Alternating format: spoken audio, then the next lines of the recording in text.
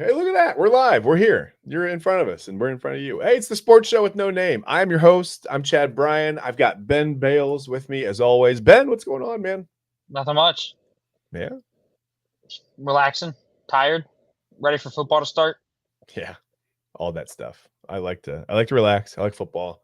Don't love being tired, but sometimes being tired leads to relaxing. So I guess you take the good with the bad, I guess. Yep. What do you want to talk about today? We got to get, speaking of being tired and relaxing and possibly collapsing. Hey, Guardians, what's happening? What's going on? Yeah, it's They're trying to we listen. My took a Braves are 9 game. trying to help you. The Braves are taking the Twins out. The Braves are doing their job, right? Yeah, but we can't do our job. No, you can't beat the That's Royals right now. no. We Oh, blew the a Guardians are 9-game struggling. lead of first place. Yeah, honestly, at one point, looking like the best team in baseball, if not, top two, whatever. Mm-hmm. I don't know. It's just lack of hitting, lack of pitching. I think a lack of holding people accountable. Yeah. Something that Terry Francona was good at. Okay. And I know everybody thinks, oh, we hit a home run with Stephen Vogt, but the more I don't know if you listen to his press conferences, but the more and more he talks, the more and more he sounds like an absolute dummy. Let's just say that. Okay. He said, give me an example. Yesterday after they lost 2 in a row, he goes, "For me, it's about the end of the season. Doesn't matter how you get there. What matters is what we do to get there." Dude, you just blew a 9-game lead, and it seems like you don't really care about how bad your team's playing. Yeah, I mean, listen, you don't ever really want to limp backwards into the playoffs. It happens, but I don't know. I get it. And then the other day he was talking about, they were talking about, he was talking about the Texas Ranger series, and he goes, I didn't think we played particularly well, but we were able to come away with a series win. You scored 13 runs, and you say you don't play particularly well? Yeah. And then you lose to the Royals in the first game, and they were talking about the first game. He goes, I thought we played really well, but you lose. It just doesn't add up. Moral victories are tough this time of year, right? You need W's. You don't want to. Yeah, I get it. Yeah, like Austin had just said, it's the dog days of August. You need wins. You can't just. And like I told my dad, I said, this is the time of year when Terry Francona single-handedly gets you a couple, 3, 4, 5, 6, 7 wins, and you're like, okay, this team's rolling. Well, but ask yourself this though: would Terry Francona have done that in year one? Right? I mean, does it take some time to become? I mean, Francona was like a grizzled veteran by the time he'd been here. He won a couple with the Red Sox. I mean, who could win with the Red Sox? Right? The curse. I mean, they were never going to win. Yeah, but but if you start that hot though, you have a feeling like you're going to be able to finish strong. Well, that's the thing about baseball, though. It's a marathon, right? It's not a sprint. It is. Sometimes when you come out sprinting too hard, you lose steam at the end. It's hard to manage that. It really is hard to manage that. But I think the big factor of that is Stephen Kwan. Since the All-Star break, he's hitting below 250 since the All-Star break. Yeah. That's bad. It's crazy how baseball can be too. There's no rhyme or reason for it. I mean, at one point he was hitting 368, right? With a significant portion of the season behind us, he was nearing 400. We talked about hey, what if someone hits 400 again, right? But it always evens out. Baseball has a way of evening out, and I wonder, is it a timing issue? Is it a vision issue? Is something hurt? Because you know how it's everything has to be perfect, right? If you have a little bit of a tick in your wrist and something hurt, it's really hard to hit a 99-mile-per-hour fastball, right? It's hard to get your bat around on that. And it's hard to stop. It's hard to slow down a swing on an off-speed pitch by the same token. So I don't know. I mean, who knows? We talked about it at the beginning of the year when we talked about the Guardians or when Shane Bieber went out, is they haven't had great pitching all year. No. And I think I told you that pitching staff is held together by a couple of Band-Aids and some old, medical tape. It was rough. Yeah. It was looking rough at the time. And I didn't want to be right. I don't want to be right. I take no joy in being right about this, but I remember telling you, it feels like they're going to unravel a little bit, Yeah. I hope they can. So listen, let me ask you, and we'll get out of here. Cause we want to talk about football. It's almost fall. It's football time. Do the Guardians win this division or no? I don't think so anymore. You don't think so? You think the Royals win the Central? Okay. So if the Guardians don't win the Central, I think the Guardians could fall to third place. Okay. And miss the playoffs. You think they can miss the playoff? Okay. Yep. That's my hot take. I mean, listen, you've got to win. You've got to win baseball games to get there, right? You can't start mailing it in on August 2nd. I mean, I don't know. I mean, look at the Twins. Was the year they won the World Series? They were down what? Like it was like double digits with like a week left to go in the season. They came back and won the division. Yeah, I mean the Braves were awful in 2021 when they won. They were awful. You know, and actually at the trade deadline that year, everyone wondered why Alex Anthopoulos was going out and why was he buying? Why was he bringing people in? It didn't make sense. Yeah. But I don't know. The Twins like that year, the Twins didn't reach over 500 until after like July 20th or something. Yeah, the Braves didn't hit over 500 until August 3rd. Yeah. Really bad. They were bad. Yeah. But the rest of the division was bad. The National League was bad. So there was hope, you know. It's not that way this year. There's a lot of good teams. I saw a clip on Twitter. I wish I didn't see it. But the Guardians had Dolan in the broadcast booth.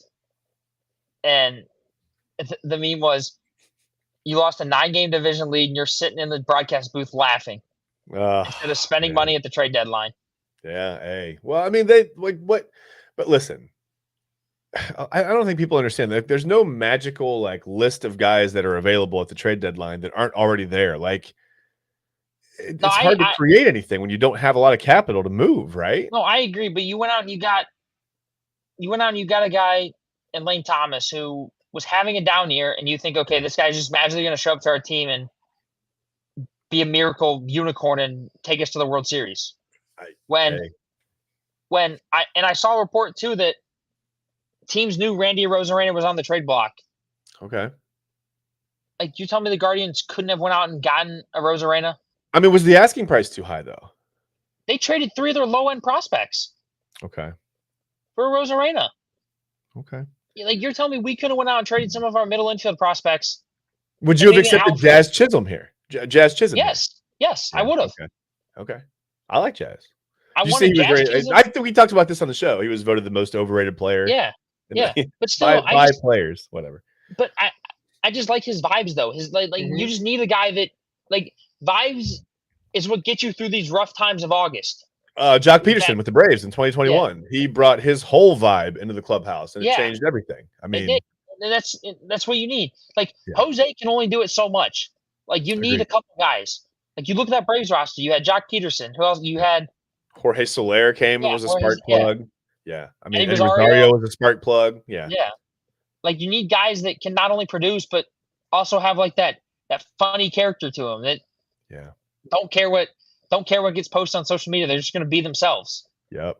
It's kind of in that way. That's that. Oh, listen. Okay. So that's like the new age enforcer, right? Like, you don't go out and fight people, but you're the lightning rod for your team. Like, you take all the flack, all the, like you said, the social media hate, the whatever that you get, you take that and you take that on for your team. And then, I don't know. Like, it's electric when you go out and perform on top of that, I think. It is. And when he hit that home run off Walker Buehler, it was just like, dude, oh my goodness, man. The NLCS, like, here we come. Like, I told people, I said it was like when we had Santana, Lindor, and Ramirez. Like, that's your like those 3 guys, those are your lightning rods. They don't care what gets posted on social media. No. They didn't care. They were just there to win ball games, and that's what they were here for. Yeah, that's it. And they won a lot of ball games when they were here. They did. Does part of you wish that? Do you think if Lindor had never left, it would be different? Do you think he would be playing well? I think he'd be considered as the best shortstop in baseball, and I think the Guardians would be closer to a World Series than they are now. Okay. Huh. Because if you think about it, I mean, yes, some of the trade, some of the, draft people we got might not have fallen because we might not have been as bad some years. Yeah. But if you look at Lindor and Jose Ramirez's numbers, don't get me wrong, Jose Ramirez, he's still good even without Lindor. Yeah. But you look at Lindor's numbers, he was one of the best hitting shortstops in baseball when he was hitting right in front of Jose Ramirez. Yeah. And you add Stephen Kwan at number 1. You go Kwan 1, Lindor 2, Ramirez 3. Dude, you could have bases loaded every game with Josh Naylor coming up to the plate. And Josh Bell might have actually thrived in that lineup. He might have. You know what I Might mean? have. He might have had a place that I don't know, because I feel like he just didn't throw the bell, and when he started chasing things, it was it. It was over. His timing got off, and he was gone. He was out of here so fast. Yep. But let's move on from the Guardians. I don't know if they'll win the division either. I think they make the playoffs, but I don't know if they win. I don't You think got to they win win the games to first make the round. playoffs. Yeah, we'll see what happens. Hopefully, they'll win some games. Listen, speaking of winning games, I'm going to let you take over a little bit. So, Brunswick High School, right? We got a football game Friday night, playing Olmsted Falls, right? It's so hard this early in the season, especially in a situation like Brunswick, brand new coach. It's so hard to know what to expect, right? It's tough in high school because you don't have the pipeline where it's like you don't have the Phil Steele, high school magazine or whatever for the preseason. Like we don't know who guys are yet until week 3 or 4 or 5 guys start to make a name for themselves a little bit. But you are pretty close, pretty like I kind of an insider, right, with the Brunswick program, I would say. Obviously, we've had athletic director Jim Covey on the show here before. You know that if you've seen us before, if you saw that episode. So yeah, a little more than I would. I'm gonna let you just kind of take over. We'll spend a couple of minutes and we'll just kind of preview Brunswick first home game. I'm gonna be there actually. I'm really excited. I'll be there Friday night.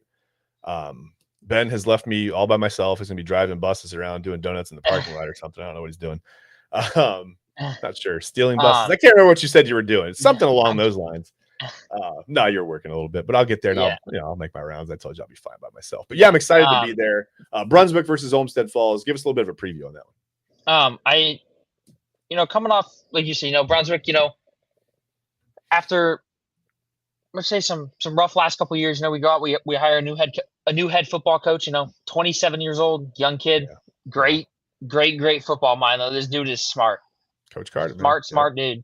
Yep. And week 1, going to play it was a very winnable game against Berea Mid Park. I mean, we were in it till the very end. Yeah. But expect a high-powered, high-flying, high-energy offense.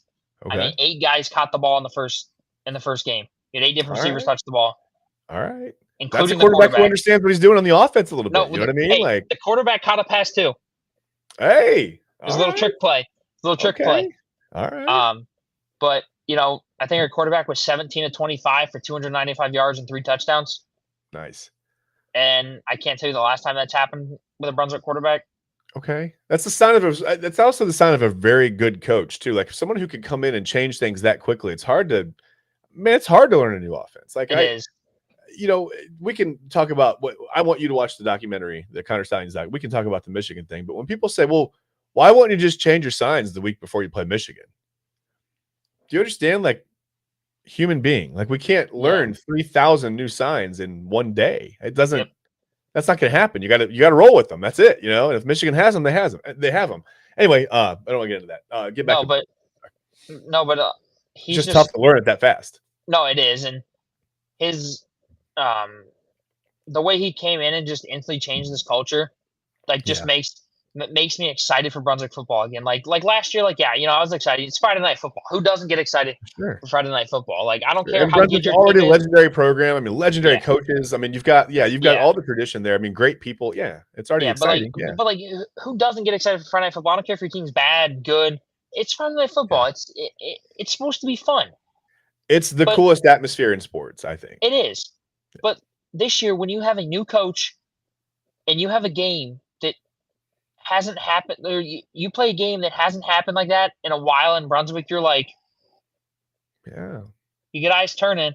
And now if you come home and you win week 2 and you're 1-1,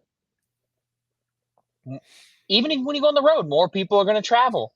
You're going to get bigger crowds. More people are going to come to home games. And it's going to be like, hey, this is fun. Sure. Like, what do we know about Olmsted Falls? Do we know anything about Olmsted Falls? Not as good as they were last year or a couple years ago. Okay. They're going to run the football. Right. They always do. Okay. But Brunswick, every team's going to be able to run the ball against Brunswick. We're not very good up front on both sides of the ball. Okay. But our back half of the defense, our defensive backs are pretty solid, pretty good. Okay. Got some good linebackers. But it's just going to be tough. It's going to be tough for us to stop the run and run the ball all year. Like we're gonna have to get creative to run the football, but it's still okay. Like I watched the game like on my phone, dude. We got some dogs at receiver. Like, watch out for. I think it's number think he's number 1 and number 2 are top 2 receivers. Okay. I'm sorry. I apologize if I seem like I'm absent-minded here. I'm on the Olmsted Falls website clicking around. I was trying to find a roster, any information, but it's all empty right now. So they had a couple years ago. They had Mr. Ohio for lacrosse. Played lacrosse and football. He was a really, really good running back. But they lost him. Obviously. So yeah. But that's impressive though. Yeah, that's cool. It should be a good game. So I apologize for not having a ton of info. Sometimes when you're covering high school football, like if you're not like an absolute insider, it's hard to get that information. Right? Like it's not always updated on the websites yet. Like sometimes you go to a website and it's the schedule from like 2021 still, and you're like, okay, well they went 7-3 that year. That was cool, but what about the last year? like last year I'd be standing on the sideline, and Jim Covey would be like, he's like, that guy's got 30 Division I offers. I'm like, okay, I didn't know that. Yeah, you can usually tell though. Like when you see a guy play, you're like, that guy's got D1 offers. Like before you know. You know what I mean? Cleveland Heights running back has he can pick whatever school he wants to go to. Yeah. But last year Brunswick got lucky. He had 18 carries for 30 yards, but he had 2 touchdowns. Okay. They were 2 1-yard touchdowns from the goal line. Efficient, I guess. Yeah. All right, that works. All right. So you feeling good about Friday night or what? We're gonna see a win, hopefully. Okay, hopefully, cool. I did. I'm excited. We should have got a couple. He's got one trick plan there. I'm excited to see. Okay. All right. Well, let's not get into that. Yeah, I'm excited. I'm not going to, but it should be fun. If you're listening to this, please come out and support. It makes it so much more special for these kids. Makes it fun for everybody that comes to the games. I mean, it's kindergarten night, so see a bunch of little kids running around. It'll be fun for them. I mean, they probably won't be paying attention to the game, but that's still fun for them. Still cool atmosphere. And if you see us roaming around on the sidelines, hi.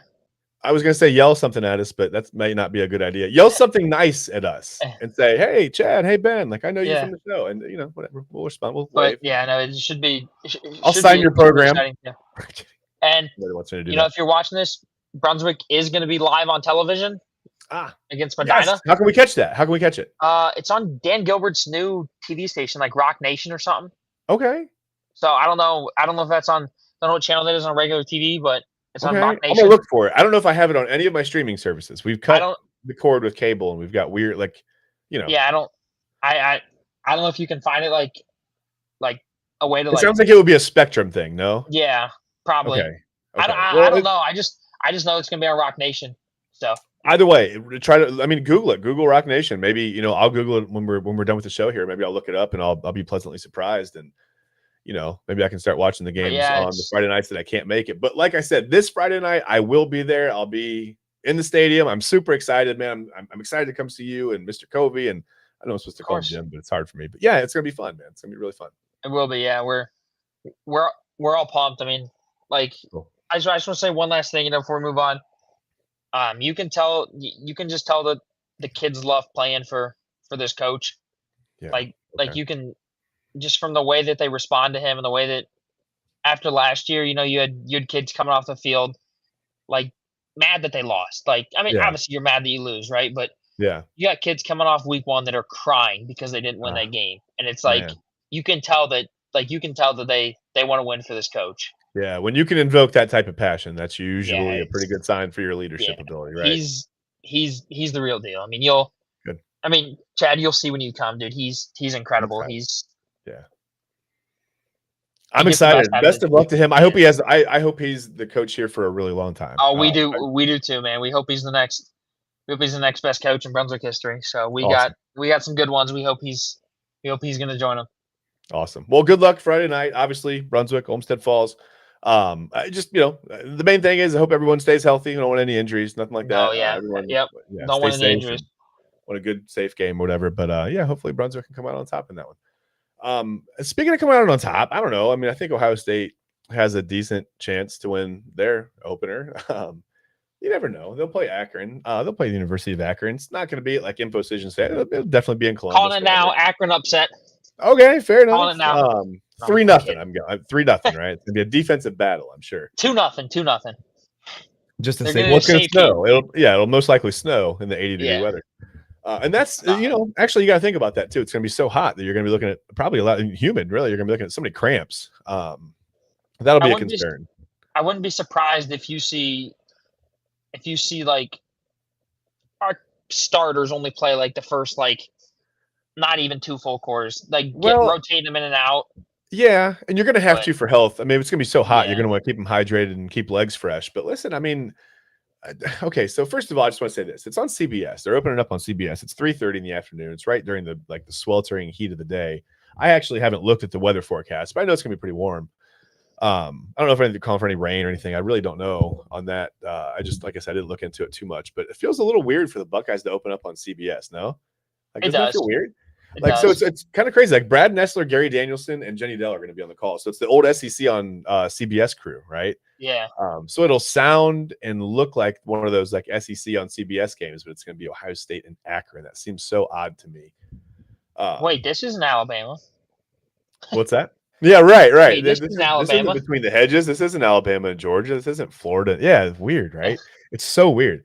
So I'm looking forward to that, and I'm looking forward to also seeing the social media backlash, because apparently Gary Danielson has like the most dedicated followers to simply just hate on the guy. I really don't understand it. I think they do a great job. I think he and Brad Nessler do fine. I do as well. But you know how Buckeyes fans are going to be. I can't wait for all the, well, they clearly were one-sided for Akron, and they clearly wanted the Buckeyes to lose the game, and whatever. Somehow Gary Danielson will come out of this a Michigan fan. It'll happen. Just wait for the social media stuff. I'll put it on the show. The next time we do the show next week, I'll take the screenshots and I'll show you the posts where people say Gary Danielson is clearly a Michigan fan. It will happen. But let's be honest. Be honest though. Anytime like a team that has no business winning is about to win, you can tell that the announcers like kind of want it to happen. Like you can tell that like when Kent State was hanging with Georgia. Yeah. And Kent State made a stop. The announcer's like, "Oh my God, they might do it. They might do it." No, it's exciting. I mean, you're delivering a product to the consumer, right? And well, Kent State's about to upset Georgia. It would be one of the biggest upsets in the history of college. I mean, what are you going to do? Like, of course you're going to be excited. Like, you're not going to be sad. You're not going to mail it in and be like, "Well, I really wanted Georgia to win. I had money on it." Like, what do you expect these guys to say, right? They're going to be excited about that. No, but I did want to ask you something though. Sure. So we're talking about Ohio State. Yeah. What's your thoughts on Will Howard? Listen, I mean, that was one of the things I wanted to get to, because I think he's one of the guys to watch, right? One of the players to watch for sure for the season, but also for this game. Will Howard kind of gives me like a JT Barrett vibe. He doesn't have he's not the most accurate deep ball guy, right? He's probably not going to throw like the CJ Stroud, like back shoulder, 35-yard down the field kind of a thing. Yeah. Like, we're not going to see that from him most likely. He throws the intermediate and short routes really well. He throws like short out routes really well. He seems to have decent command in the middle of the field, although he did throw 10 interceptions last year at Kansas State, obviously somewhere else. But I don't know. He just seems like he's not like the most athletic or the fastest guy on the field, but he's got that like runner's IQ, right? Like he just knows how to get to the first down marker, or how to get like the maximum amount out of a scramble or whatever. Just like, that's what I mean when I say like that JT Barrett vibe, if that makes sense. But, it does. It definitely does. But I do want to correct you on something there. He actually ran 22 miles an hour in practice. One of the quickest guys on the team. What? Yeah. Or something like that. Like he's not, okay. Well, then maybe he just makes it look that easy. Okay. I saw that clip. I saw that stat, and I'm like, the dude's. They're basically comparing him to a young Josh Allen, 6'4", 240. Can run 22 miles an hour, 20 something. I don't know if it's 22, but it's 20 something miles an hour. He's one of the fastest guys on the team. Okay. I didn't know. I had no idea. I didn't know that. I didn't see that. That's amazing. You're like, what? I swear, it's like when I see him run, he just must make it look so easy that he doesn't look like he's moving that much faster. I just think it's because he's so big. It's kind of like Cardell Jones. Like Cardell Jones wasn't a bad runner, but he was just so big that when he ran, it looked like he was running in slow motion. He's like covering distance with his strides, and I get it. Maybe it's kind of like a young Big Ben too. Like you look at young Big Ben, he wasn't gonna blow you away with his speed, but when he took off and ran, he didn't look quick. He covered ground. He can move. He for sure covered ground. And I think it's what it is with him, with just his size, his how big he is. I mean, the dude's like 6'4", 6'5". Yeah. Well, he's almost 250 pounds. Like I'm not getting in front of that. No, thank you. Go ahead. And I think that bodes well for his durability too. I mean, he's not going to want to take a ton of shots, but I think if he has to, he can put his shoulder down and get a couple. Like you said, it'll be that JT Barrett. Like he's not afraid to get physical and get that first down. Like that's what JT Barrett was known for. Yeah, that was Barrett's game. He was just a winner, man. He just had a He really high football IQ and just always seemed to make the right play. I will say this about JT Barrett. As his Buckeye career progressed, I feel like his release time got slower and slower. It was like he almost like overthought it, like right, like trying not to make a mistake too late in his career. Yeah, I don't know. It felt like that to me, but it almost went from like he was going for like I don't if you guys know football and you guys know quarterbacks go from their first read to their second read. If those aren't open, then they go to read 3, 4, 5, depending on how many guys are in the. That's when a lot of guys just tuck it and take off at that point. Like if read 1 and 2 aren't there, it's That's what JT Barrett was so good at early in his career. Is he'd go read 1, read 2. If it's not open, okay, tuck it and run. Yeah. But like you said, towards the end of his career, it's okay. Read 1's not open, 2, 3, 4, 5. Then you go back to 1, back to 2, and then if it wasn't open, read 1 sometimes he would get stuck on read 1 and look and pump and yeah. I mean, all of a sudden we went from a guy who was getting the ball out on quick slants and outs to like a guy who was taking sacks. And it's like, well, this isn't characteristic of him. But I thought that was weird. His release got slower and slower. It did, but I don't know. I think I still felt comfortable with him back there. Oh, I did too. They used to dude's a winner. I mean, yeah. I mean, but I think the big part of our offense is going to be our running game. You got Chip Kelly, who loves to run the football. Yeah, loves to run the football. Yep. And you got the 2 best backs in the country, and it's not even close. No. I mean, it's going to be interesting to see how. I don't know how they're going to use them back and forth, but Henderson and Quinshon Judkins, it's going to be interesting. It will be, but if there's anybody that's going to figure it out, it'll be Chip Kelly. Yeah, I feel pretty confident in that. Listen, do you feel like Chip Kelly takes any heat off of Justin Fry at all? Because I feel like Chip Kelly. Who's Justin Fry? Part of being creative running out of the spread is knowing how to use your offensive line, right? Can he help Justin Fry with that? Yeah, because I think you can get a little bit more creative running out of the spread. Yeah. I think. I mean, I talk about all the offensive line that looked very like they had problems with cohesiveness last year. I assume they're going to have problems with cohesiveness this year starting out. And can you get more creative, or do you have to simplify it? I don't know what to do. Here's the thing. I don't really think when I say creative, I don't mean like a bunch of trick plays and like oop-de-loops and reverses. I just don't want guys having to decipher on the fly who their guy is and like changing blocking schemes and from zone to whatever. You know what I mean? Yeah. But like I talk about this with Mr. Kobe all the time. I think the perfect way to kind of simplify this offense, if you want to run the football and you want to do good, is you line up Will Howard in the shotgun. Okay. You put Quinshon Judkins on one side, Traven Henderson on the other side, and you run a triple option. Okay.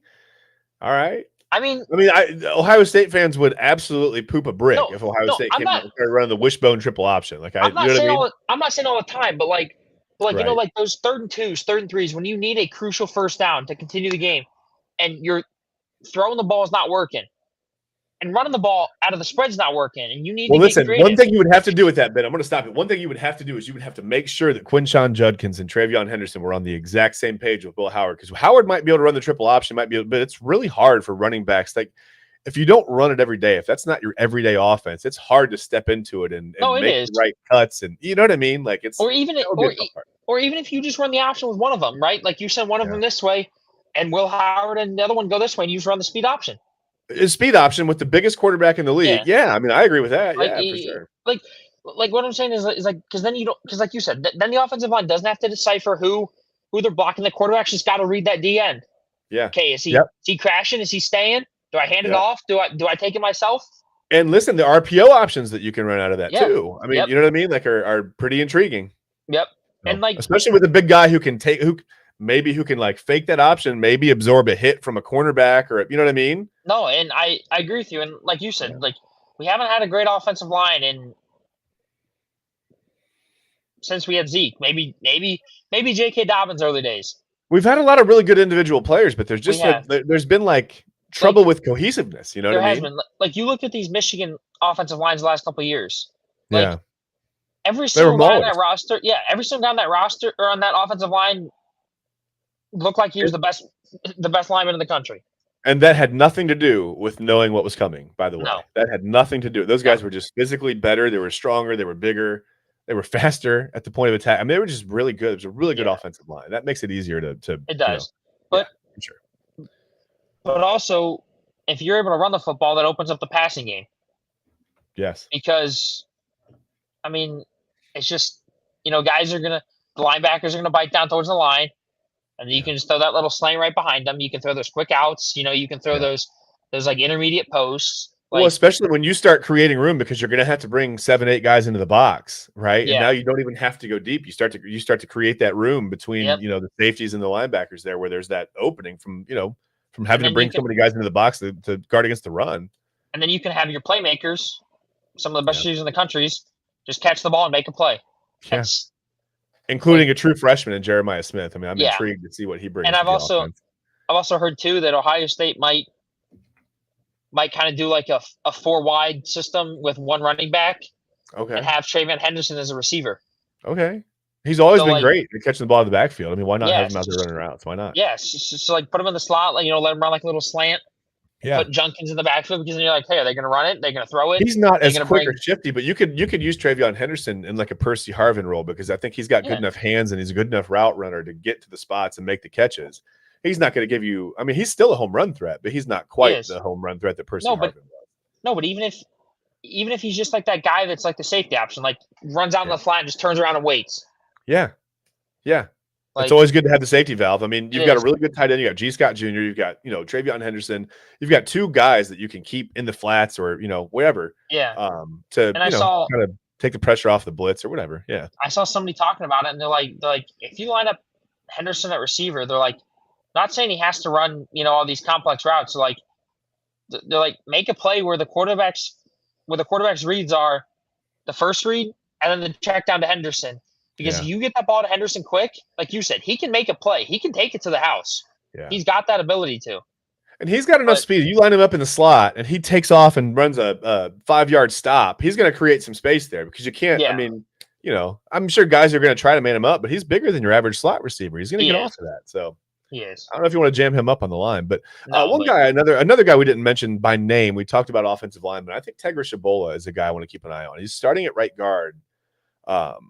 And there was like kind of some question on who would start there, whatever. It was kind of back and forth, and it almost felt like he kind of won the job, just process of elimination a little bit. So I don't know if that's a good sign, bad sign. People say he was playing really well, but it also feels like it feels weird sometimes when it takes that long for the guy to win the job. Like, were there 2 really good guys, or are we struggling, right? Yeah. And on an area of the football team where it feels like they've struggled the last couple of years anyway, I think that makes me feel a little uneasy. But I think he's a good player. I mean, he's obviously highly rated out of high school. Yeah, for sure. I think he can do a great job. But I think he's a guy to keep an eye on for sure too, offensively. Did you see Ohio State's punter this year? Yeah, he's huge. He's enormous. Yeah. He's like, what isn't he like 6'7"? 6'7", 255. Like, if he can run it all, I'm running fake punts with him. Like, if it's 4th and 2, bro, like, he's another guy. I'm not trying to get in front of him, man. Like, not even 4th and 2, just like one of those ones where it's like you're kind of like on the 50, like in between. Roll out and whoop, see ya. Yeah, it's like a 4th and 8. Like, dude, I saw a clip of him punting one out of a stadium in Australia. Like, good Lord. Like, they say he can hit 90+ yard punts, and you're like, dude, when's the last time Ohio State had a guy like this? I don't think ever. I know accuracy is an issue. Accuracy has been a little bit, consistency has been a little bit of an issue. But I mean, obviously he's got huge legs, a big guy. I think it's intriguing. He's the starter, so we're going to see what happens. Dude, why isn't this guy playing tight end? I mean, seriously, can he not catch it all? Like, he's got to have decent hands, right? I'm sure he can do something. Okay, I'm going to ask you one more question about the offense before we move on. What's that? First punt goes to catch it, bricks off his hands. We get the Michigan situation. Seriously, just sticks in his face mask. Like, here we go. Oh man, and he just runs. Well, whatever, it's in there. I'm running, right? Nobody can tackle. Punts his helmet. Why don't you just take off running? Right. Yeah. Boy. Anyway, we're done.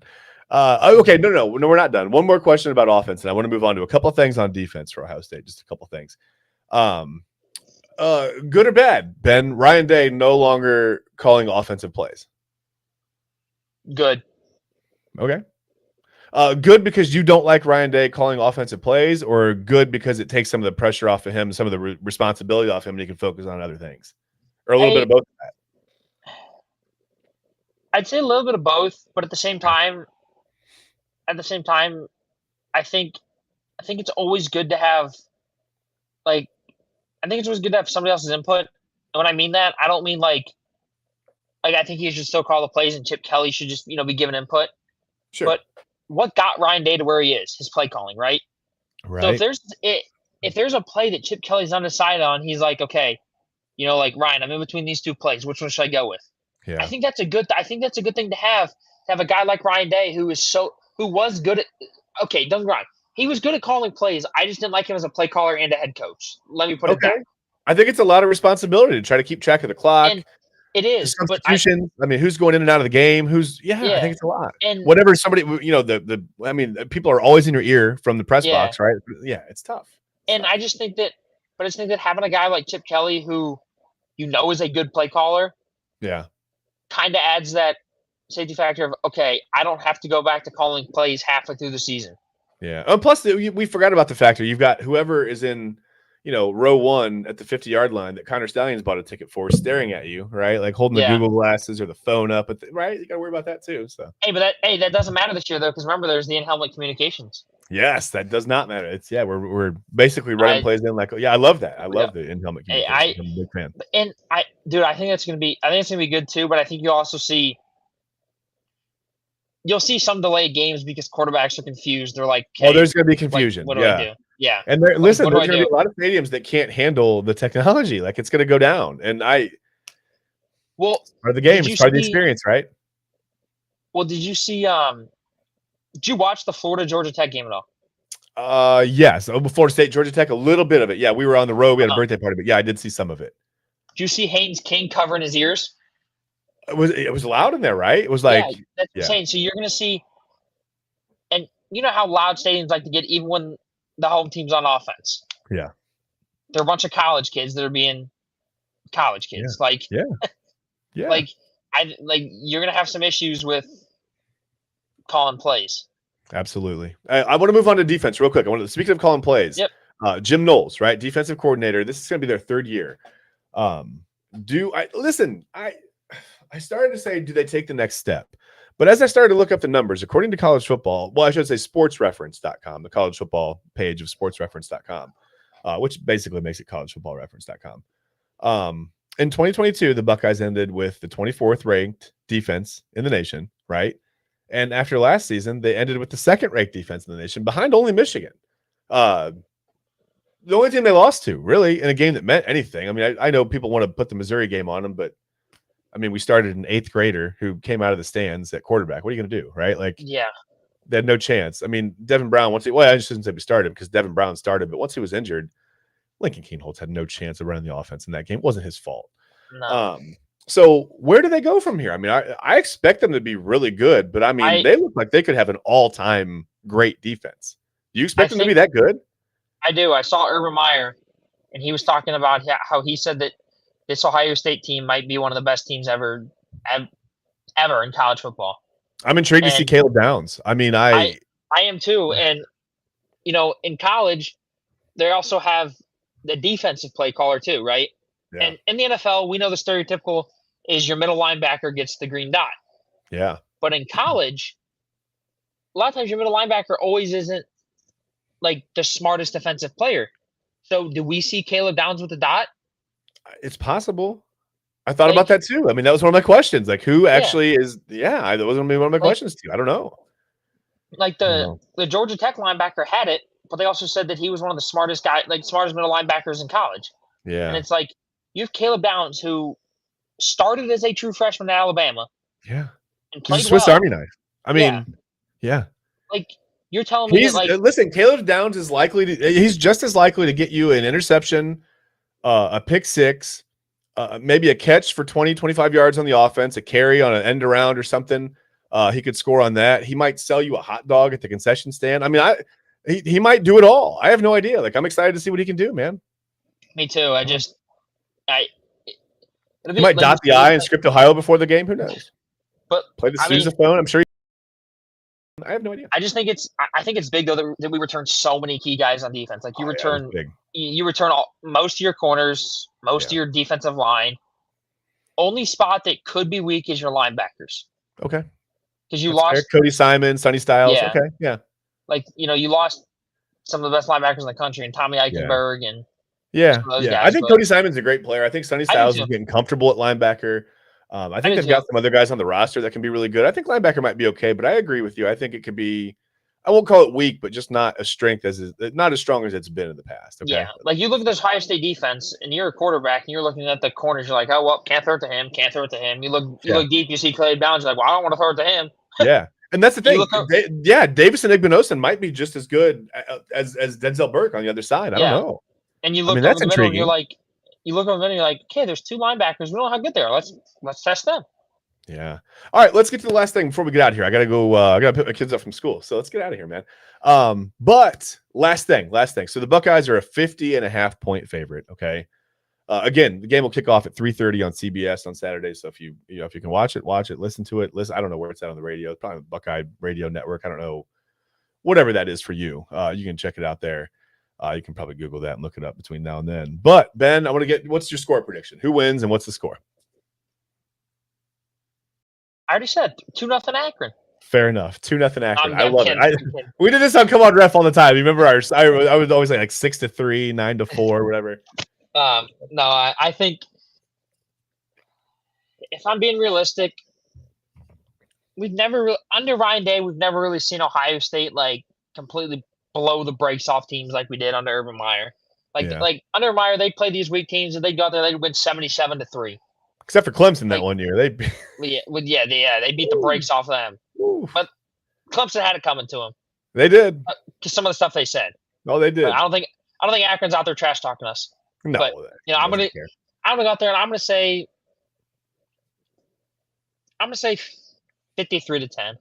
Okay. You're pretty close to me. I think they struggle a little bit offensively. I think just ironing out some kinks with new receivers. Harrison is gone. Marvin Harrison Jr. is gone. Wait, he is? I think he left. I don't think he's going to be there. Dang. But to me, that doesn't really matter because you don't have a quarterback really in the system that worked with him anyway. Okay, so fine. Yeah. It's just, Will Howard comes in. He's getting used to new receivers anyway. I don't think that's going to be a big deal. I think the biggest deal is just going to be ironing out any kinks on the offensive line. For sure. Not that they're going to have a ton of problem with a major pass rush from Akron or Akron shutting down the running game or anything. But wait, you don't think Akron's not going to have 10 sacks? Listen, Akron's not good. They're not good. I'm sure their guys are fantastic. I'm sure they're fantastic people. They're not a good football team. All right. No, they're not. But that being said, I think with some problems on the offensive line, with those cohesiveness issues that we're talking about right now, I think the Buckeyes could struggle a little bit early to put together good, solid, long drives, which might keep the score down, and I think it might help Akron get a short field a couple times. So they're going to find a way to score a couple times. Listen, hopefully we at least see the second and third strings in here for most of the fourth quarter, right? And I think Akron could put up a score there. I'm going to say 51-20. 51-20? Yeah. I would say I want to see the backups for most of the second half. I hope so, but I think they're going to iron out too many wrinkles in the first half to really be comfortable enough to do that. Yeah.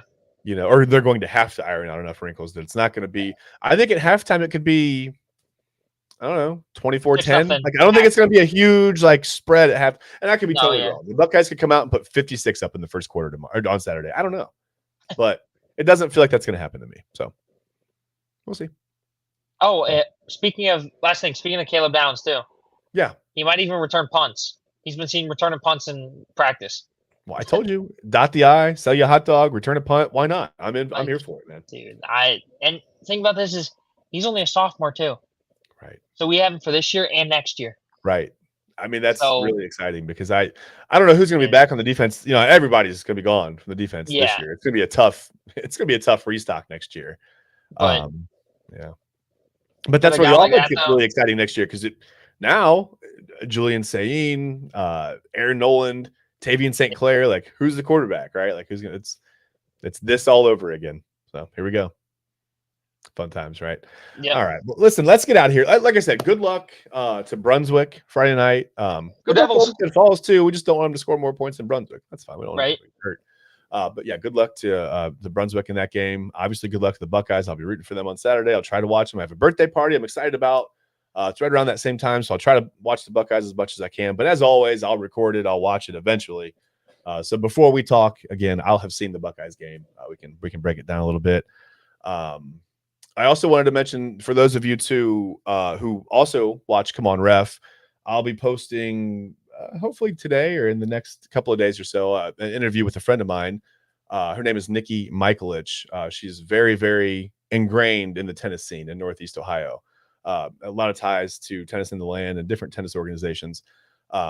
And just want to get that interview up on the Come On Ref YouTube channel. So check that out as well. 25-minute interview was, I had to cut out more than 25 minutes of B-roll. Like we spent a lot of time catching up, and it was nice. But we had a really good conversation about Tennis in the Land and just about how tennis kind of works in Northeast Ohio. So check that out on the Come On Ref YouTube channel. Until then, Ben, do you have anything before we go? No, besides go Buckeyes, go Blue Devils, and that's it. I guess go Guardians. I mean, they're going to go somewhere. They might go to third place in the division, but go somewhere. They will. All right, guys. Hey, thanks for watching. It's the sports show with no name. We still don't have a name. If you can think of a name, can anyone think? Do you want us to have a name? Do you like this name? What do you guys think? Let us know.